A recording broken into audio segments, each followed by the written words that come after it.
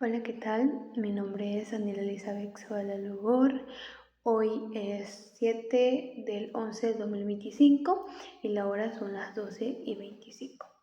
El propósito de este video es realizar de manera detallada y analítica los temas centrales de la unidad 1 y la unidad 2. Exploraremos los cimientos de la psicología científica desde sus primeros enfoques hasta las teorías contemporáneas que definen nuestra práctica actual. En la unidad 1, principalmente en enfoques psicológicos, veremos la historia de la psicología. Es una historia de búsqueda constante por comprender la mente y la conducta humana. Inicialmente la psicología formaba parte de la filosofía, pero el deseo de aplicar el método científico a los fenómenos mentales impulsó la separación y el surgimiento de distintos enfoques o sistemas. Un enfoque psicológico es esencialmente un marco teórico que establece que se debe estudiar. ¿Cómo se debe estudiar y por qué es importante? Cada uno de estos sistemas aportó una perspectiva única. Y al final, todas estas perspectivas, como piezas de un rompecabezas, han enriquecido la ciencia que hoy conocemos. Vamos a comenzar con el enfoque que marca el nacimiento de la psicología. Como ciencia formal, el estructuralismo, los fundadores, el padre de la psicología científica es sin duda Wilhelm Wundt en 1832 y 1920 y su discípulo clave fue Edward Titchener. El objetivo de estudio. El estructuralismo fue el primer programa sistemático. Su objetivo era muy claro: estudiar la estructura de la conciencia. Ellos buscaban descomponer la mente en sus elementos más básicos, desde la misma manera que un químico descompone una sustancia. ¿Cuáles eran estos elementos? Las sensaciones, los sentimientos y las imágenes. El método para alcanzar este objetivo de estudio, Wundt y Titchener desarrollaron la introspección experimental controlada. Esto no era una simple reflexión, sino un método riguroso donde a los sujetos se les podía describir sus experiencias conscientes al recibir un estímulo específico y medible. Los aportes cruciales: el establecimiento del primer laboratorio de la psicología experimental en Leipzig, en Alemania, en 1879. Este evento es formalmente el punto de inicio de la psicología científica. Introdujo la posibilidad de un estudio científico de los procesos mentales, separando la psicología de sus raíces filosóficas. Las críticas. La principal crítica es la subjetividad del método. Al depender de lo que la persona siente o percibe, era muy difícil replicar o comprobar los resultados de manera objetiva. Esto llevó al surgimiento de un enfoque que buscaba la utilidad de la mente, no solo su composición. El funcionalismo, fundador que era el líder de este enfoque que surgió en Estados Unidos, fue William James, 1842 y 1910. Objetivo: el funcionalismo se preguntaba ¿para qué sirve la conciencia? Dejó de lado la estructura para centrarse en la función de los procesos mentales. La función principal era la adaptación al ambiente. Estaban fuertemente influidos por las ideas evolutivas de Charles Darwin. Para James, la mente era un flujo constante, no un conjunto estático de partes, sino que era el método que adoptaron métodos más flexibles y pragmáticos, como la observación, los cuestionarios y el estudio de la conducta, en lugar de solo la introspección. En aportes cruciales que él hizo, sentó las bases para la psicología aplicada. El funcionalismo vio la utilidad de la psicología en campos prácticos como la educación.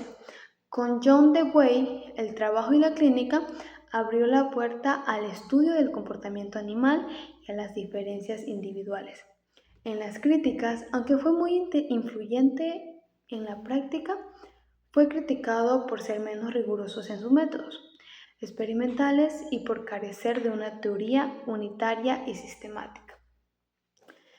En la psicología del acto, el fundador, este enfoque filosófico y psicológico fue propuesto por Frank Breton en 1838 y 1917. El objetivo del estudio, Bretano desafió que Wundt al decir que la mente no son contenidos pasivos, como sensaciones, sino actos mentales dinámicos. Estos actos incluyen percibir, juzgar, recordar o imaginar. La mente es esencialmente activa. La intencionalidad, el concepto más importante de Bretano es la intencionalidad. Esto significa que todo acto mental está dirigido a un objeto. No existe el pensar en abstracto. Siempre se piensa algo, no se percibe en general, siempre se percibe un objeto. En la influencia, la psicología del acto influyó directamente en el desarrollo posterior de la fenomenología, con Edmund Husserl y la psicología cognitiva moderna, que se interesaba por los procesos de pensamiento críticas, su naturaleza puramente descriptiva y conceptual, hizo que al igual que el estructuralismo, fuese difícil de trasladar y comprobar con métodos experimentales estrictamente objetivos. En enfoques históricos cultural, el fundador, nos trasladamos a la escuela soviética con Lev Vygotsky en 1896 y 1934. El objetivo del estudio, que el desarrollo de la mente humana, especialmente las funciones psicológicas superiores, como la memoria lógica, la atención voluntaria y el pensamiento abstracto, depende íntimamente del contexto social y cultural. La interacción social es el motor de desarrollo cognitivo. El concepto clave, zona de desarrollo próximo. Este es quizá un concepto más famoso. Es la distancia entre lo que un niño puede hacer por sí mismo, el nivel de desarrollo real y lo que puede lograr con la ayuda de un adulto o un compañero más capaz. En herramientas y signos, el lenguaje es la herramienta psicológica principal. Los símbolos, los números y el lenguaje nos permiten mediar nuestra relación con el mundo. El aprendizaje impulsa el desarrollo. A diferencia de Piaget, Vygotsky sostenía que el aprendizaje procede y promueve activamente el desarrollo mental. En aportes cruciales, su enfoque es la base de las modernas teorías de la educación y el aprendizaje social. Aunque su modelo es rico y explica muy bien el desarrollo, su medición y validación empírica en el sentido estricto son complejas. En conclusión, de la unidad 1, para cerrar la unidad 1 podemos observar una trayectoria muy clara. La psicología comenzó de manera estructural con Wundt, preguntándose de qué está hecha la mente. Luego pasó a ser funcional con James, preguntándose para qué sirve la mente. Y finalmente se hizo contextual y social con Vygotsky, preguntándose cómo influye el entorno en la mente.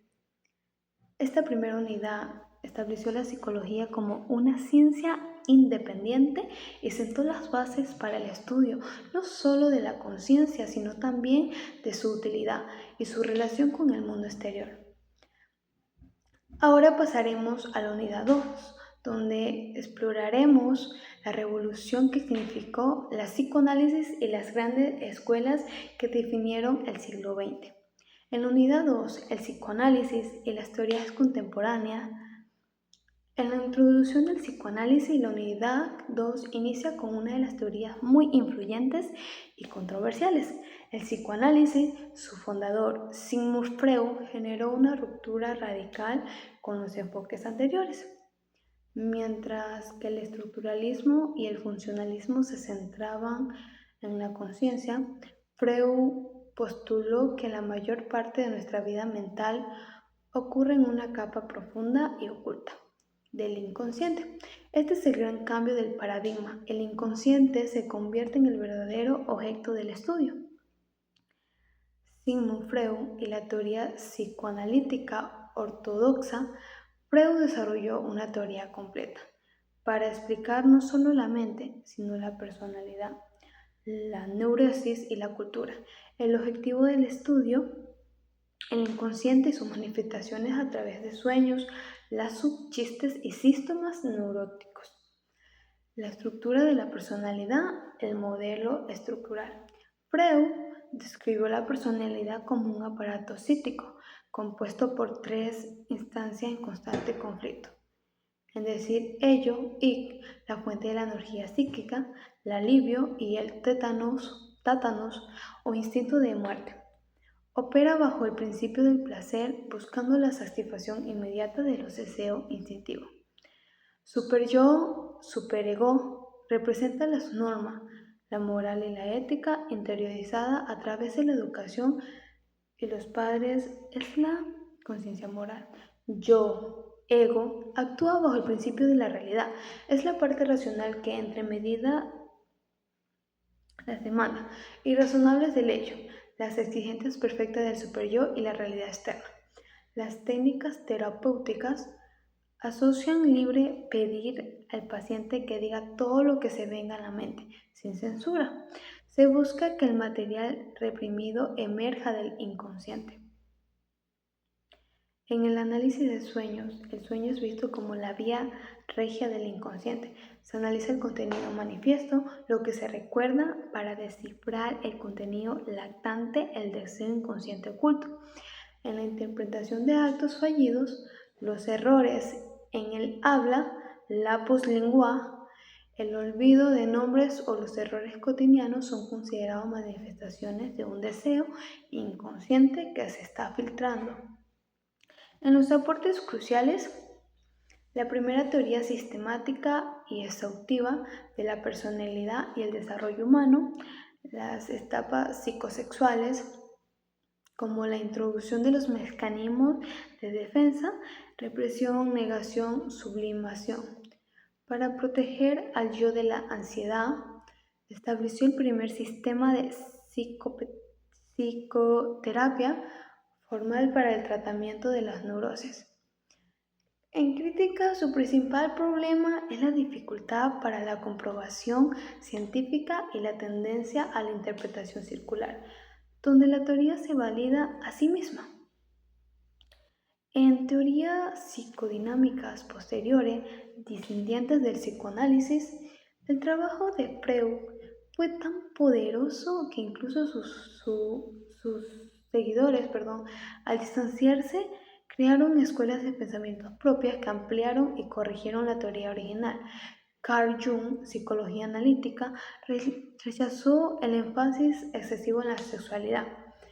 Propuso el concepto de la inconsciente colectivo, una herencia psíquica común a toda la humanidad. Describió los arquetipos, patrones de la conducta universales, como la sombra, el animal y la persona.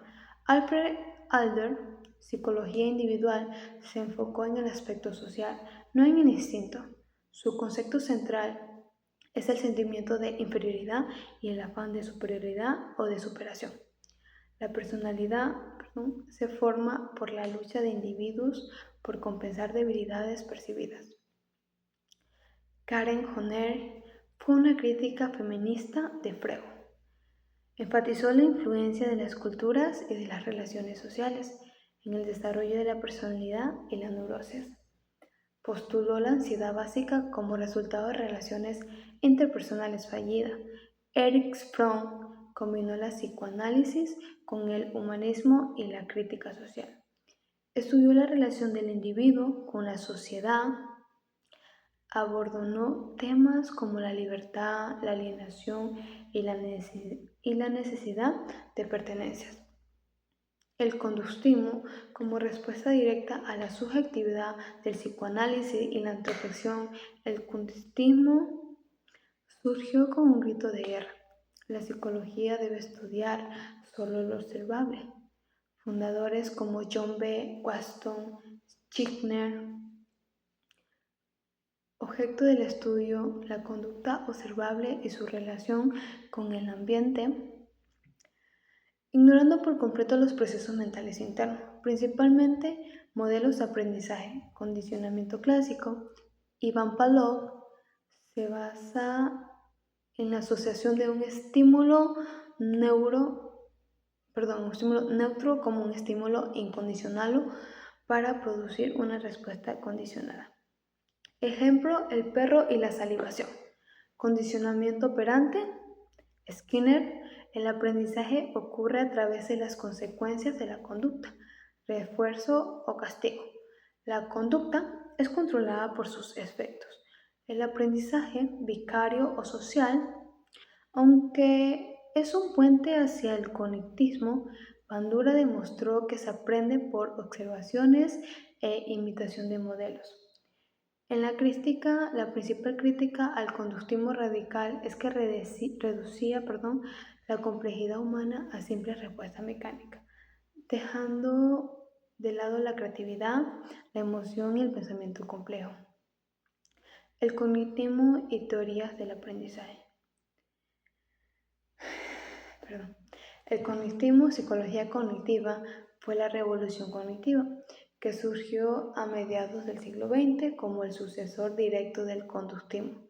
El objeto de estudio retomó el estudio de los procesos mentales internos, cognición, que el conductismo había ignorado: memoria, percepción, solución de problemas, lenguaje y pensamiento. Postulado central. El ser humano es un procesador activo de información. La mente es vista como un sistema de procesamiento, similar a una computadora, porque todo lo que procesamos pasa por nuestra mente. En teorías del aprendizaje cognitivo, aprendizaje por instinto, el aprendizaje no siempre es ensayo y error, sino una súbita comprensión de la solución, modelos de la memoria. Para aprender hay que leer y ahí aprendemos. Modelos que explican cómo la información pasa de la memoria sensorial a corto plazo y a largo plazo. Lo de corto plazo es algo que da una evaluación y después ya no te acuerdas. El desarrollo cognitivo, aunque anteriormente su enfoque en cómo los niños contribuyen activamente a su conocimiento, esquema, asimilación, acomodación, es fundamental para el cognitismo. En la importancia, el cognitismo transformó la psicología en una ciencia mucho más integral, permitiendo investigar de forma experimental la estructura de la mente. Como último punto, en la conclusión de la unidad 2, nos mostró el paso de la profundidad del inconsciente, el psicoanálisis, a la superficialidad de la conducta, conductismo, para finalmente sintetizar ambos en el estudio de los procesos internos, cognitivismo. En resumen de esto, las teorías de este siglo transformaron la psicología en una ciencia integral. El psicoanálisis nos enseñó que no somos dueños absolutos de nuestra mente. El conductismo nos dio métodos rigurosos para modificar el comportamiento. También el cognitismo nos dio una estructura para entender cómo procesamos el conocimiento. También pues como vemos aquí en la actualidad, esto es una ayuda muy útil para cada uno de nosotros. La propuesta, como se puede decir en este tiempo, es con esto nos ayudamos a soltar nosotros para poder expresar lo que sentimos, para poder expresar lo que decimos, no solamente quedarnos callados como jóvenes. O sea, hay personas que nos quedamos callados, no decimos las cosas que tenemos que decir, la manera de expresarnos. En la psicología vemos muchas cosas y aprendemos nuestro comportamiento, como es la psicología, es donde aprendemos el comportamiento y vemos las demás personas en qué punto podemos ayudar. Y por cierre, en conclusión final, los enfoques psicológicos nos muestran la espectacular evolución del pensamiento sobre el ser humano, desde el primer laboratorio de Wundt hasta el estudio de la memoria y la cultura en el siglo XXI. La psicología sigue buscando comprender la complejidad del ser humano. Con esto doy por concluida la explicación de la unidad 1 y la unidad 2. Espero que haya sido de su buen agrado y que todo salga bien. Gracias por su atención.